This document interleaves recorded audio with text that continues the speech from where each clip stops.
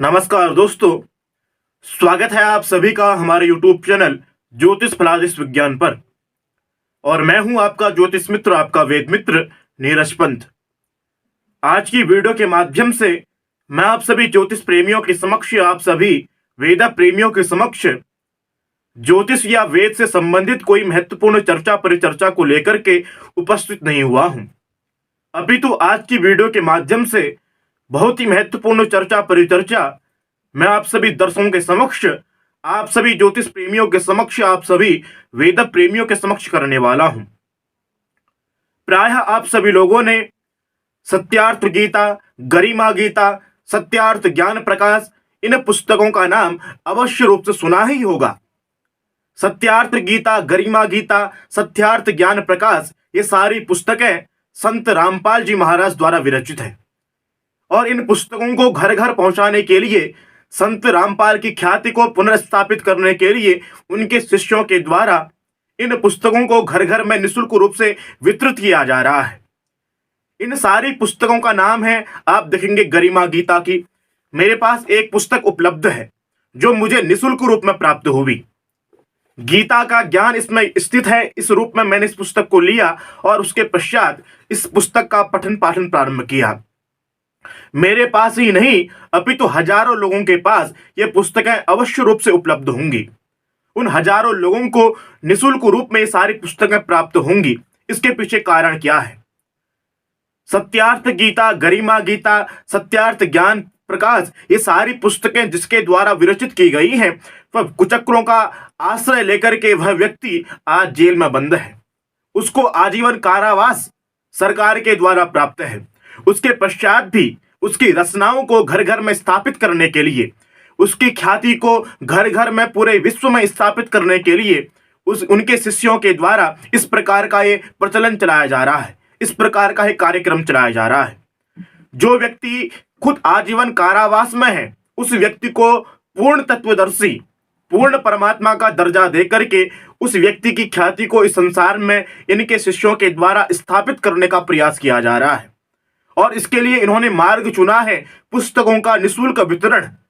घर घर में जाकर के इनके जो मतानुयायी हैं, इनके जो अनुसरण करने वाले इनके शिष्य हैं, वह घर घर में जाकर के इतनी मोटी मोटी किताबों को निःशुल्क रूप में वितरित कर रहे हैं और आम जनमानस को गुमराह करने का प्रयास कर रहे हैं। इन पुस्तकों को यदि आप लेंगे, उसके पश्चात इनके पृष्ठों में किस प्रकार से अंकित किया गया है, ये मैं आपको बताता हूं। इन पुस्तकों में वह लिखते हैं कि जो धर्मवेत्ता पुरुष है, धर्म के तत्व को जानने वाले जो लोग पुरुष हैं, जो परमात्मा की चरण सन्निधि को अनुसरण करने वाले पुरुष हैं, यदि वह इन पुस्तकों को नहीं पढ़ते हैं, जैसे यथार्थ गीता, सत्यार्थ ज्ञान प्रकाश, सत्यार्थ ज्ञान प्रकाश, गरिमा गीता की इन पुस्तकों का पठन पाठन अगर वह व्यक्ति नहीं करते हैं तो उनको सद्गति प्राप्त नहीं होती है। इन पुस्तकों के पहले पृष्ठ या दूसरे पृष्ठ में इन इस प्रकार की बातें अंकित की गई हैं। और उसके पश्चात ब्रह्मा, विष्णु, महेश, इन तीनों परमेश्वरों की, इन तीनों तत्वों की कोई सत्ता नहीं है, अपितु इनके ऊपर जो सत्ता है कबीर की सत्ता है।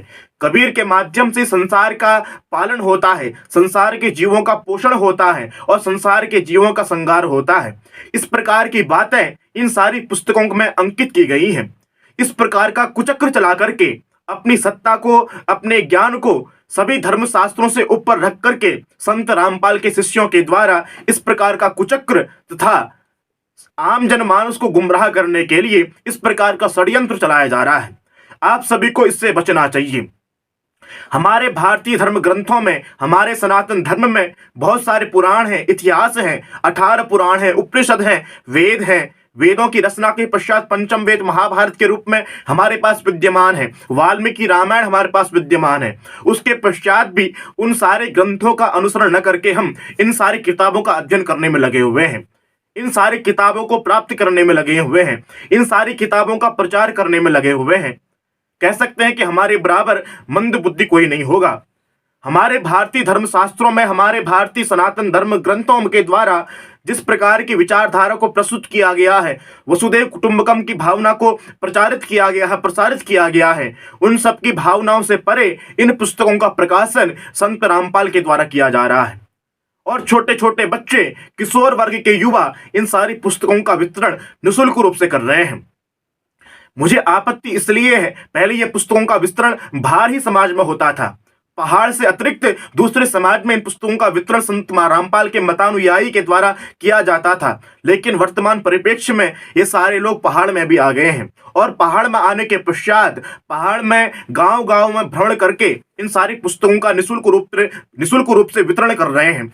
आप सभी लोग जान सकते हैं, इतनी मोटी किताब है, अगर इस किताब में कुछ वास्तविक तत्व होता तो ये लोग निःशुल्क रूप से इस पुस्तक का वितरण करते।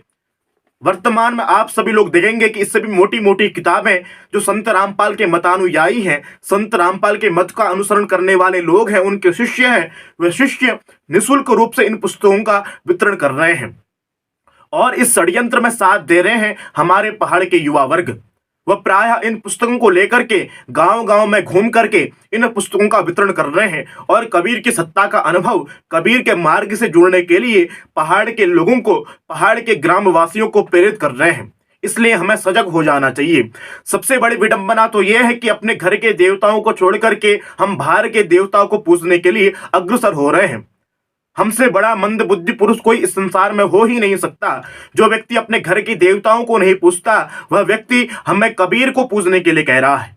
कबीर एक संत है, हम मानते हैं, लेकिन कबीर की सत्ता अपनी एक सत्ता है। कबीर की सत्ता को हम ब्रह्मा विष्णु महेश इन तीनों सत्ताओं के ऊपर नहीं रख सकते हैं। सबकी मर्यादाएं हैं, लेकिन इस संत रामपाल के द्वारा सभी मर्यादाओं का उल्लंघन किया जा रहा है और आम जनमानस को गुमराह करने के लिए इन पुस्तकों के माध्यम से षड्यंत्र रचाया जा रहा है। यदि पहाड़ में आपको ऐसे व्यक्ति दिखाई पड़ते हैं तो उनसे आपको सजग होना चाहिए और इन पुस्तकों का क्रय विक्रय करने से आपको बचना चाहिए। यदि आपको अपने सनातन धर्म के इतिहास की जानकारी प्राप्त करनी है तो आप सभी को हमारे धर्म इतिहास में सनातन धर्म ग्रंथों के आधार पर जो पुस्तकें रचित हैं, अष्टादश महापुराण हमारे सनातन धर्म में उपलब्ध हैं, चारों वेद हमारे धर्मशास्त्र में उपलब्ध है, प्राचीनतम वेद ऋग्वेद हमारे सनातन धर्म में उपलब्ध है। उसके पश्चात पंचम वेद महाभारत के रूप में एक सर्व प्रसिद्ध कृति हमारे भारतवर्ष में उपलब्ध है। वाल्मीकि रामायण हमारे पास उपलब्ध है, रामचरितमानस हमारे पास उपलब्ध है। हमारा परम दुर्भाग्य है, इन सारे पुस्तकों का आश्रय छोड़ करके हम सभी लोग इन यथार्थ गीता, गरिमा गीता, सत्यार्थ ज्ञान प्रकाश जो किताबें व्यक्ति के दिमाग का, व्यक्ति की बुद्धि का दिग्भ्रमण कर रहे हैं, उन सारी पुस्तकों का हम अध्ययन कर रहे हैं। इसलिए हमसे बड़ा दुर्भाग्यपूर्ण पुरुष इस संसार में कोई नहीं है। अगर वास्तव में आप पुस्तकों का अध्ययन करना चाहते हैं तो आप सनातन धर्म की पुस्तकों का अध्ययन करें। संत रामपाल कहता है कि गीता प्रेस गोरखपुर के द्वारा सनातन धर्म की पुस्तकें प्रकाशित की जाती हैं। वह लोग, उनको गीता का जो ज्ञान था, वह गीता का ज्ञान वास्तविक अर्थ के रूप में समझ में नहीं आया। इसलिए उन्होंने गीता के अर्थ को सामान्य रूप से प्रकट करने के लिए गीता में जो बातें कही गई हैं उनको समझाने में गीता प्रेस गोरखपुर वाले असमर्थ हुए। इसलिए जो गीता का पूर्ण अर्थ था, जो गीता में जो बातें कही गई हैं, वह केवल मुझ तत्वदर्शी रामपाल को ही वह बातें समझ में आई है। इसलिए मैं इन पुस्तकों की रचना कर रहा हूं। इस प्रकार की बातें इन पुस्तकों में संत रामपाल लिखता है या विरचित करता है। कहने का तात्पर्य बस ये है कि अगर पहाड़ में आप सभी को इस प्रकार की कृतियां दिख रही हैं, आपको पहाड़ में इस प्रकार के लोग दिख रहे हैं जो संत रामपाल के द्वारा विरचित सत्यार्थ ज्ञान प्रकाश, गरिमा गीता इत्यादि पुस्तकों का वितरण कर रहे हैं, तो ऐसे लोगों से बचना चाहिए। कहने का भाव बस इतना है कि अपने घर में रहकर के अपने देवताओं को पूजें। बाहर भ्रमण करने की, बाहर दिग्भ्रमित होने की कोई आवश्यकता नहीं है। अगर सनातन धर्म का वास्तविक ज्ञान यदि आप प्राप्त करना ही चाहते हैं तो आप सनातन धर्म की पुस्तकों का अध्ययन करें। वाल्मीकि रामायण का आप अध्ययन करें, श्रीमद् भागवत महापुराणम का आप अध्ययन करें, श्रीमद् भगवत गीता का आप अध्ययन करें, जो पुस्तक गीता प्रेस गोरखपुर के द्वारा प्रकाशित है। गीता प्रेस गोरखपुर के द्वारा प्रकाशित गीता के महात्म्य में कहते हैं कि सर्वोपनिषदो गावो दुग्धा गोपाल नंदन पार्थो वत्सा सुधीर भोक्ता दुग्धम घृतम महत एकम शास्त्रम देवकी पुत्र गीतम एको देवो देवकी पुत्रमेव एको मंत्रस्तस्य नामानि यानि कर्मापेकम तस्य देवस्य सेवा।